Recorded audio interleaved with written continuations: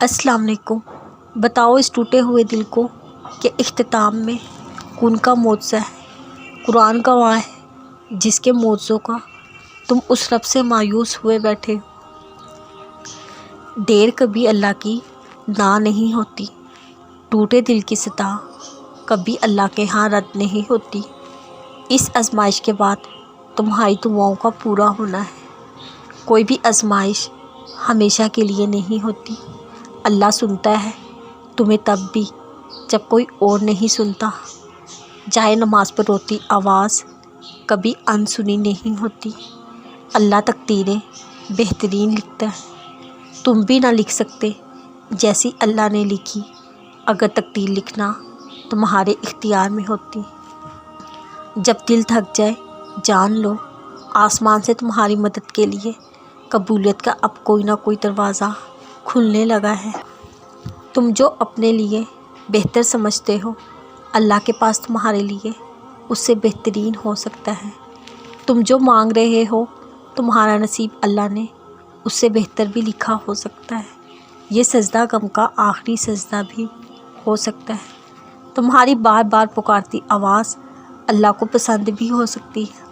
یہ آزمائش تمہیں اللہ کا اپنے قریب کرنے کا ذریعہ بھی ہو سکتی ہے۔ اس آزمائش کے بعد اللہ کا معجزہ بھی ہو سکتا ہے۔ یہ دیر تمہارے صبر کا امتحان بھی ہو سکتی ہے۔ جب اللہ دعائیں نہیں بدلتا تب وہ مقدر بدلنے کے معجزے کرتا ہے۔ ملے گا تمہیں تمہاری دعاؤں کا جواب، بس تھوڑا صبر۔ ملے گا تمہارے صبر کا اجر، بس تھوڑا صبر۔ ملے گا تمہیں ہر درد کا علاج، بس تھوڑا صبر۔ ملے گا تمہاری روتی آنکھوں کو سکون، بس تھوڑا صبر اور۔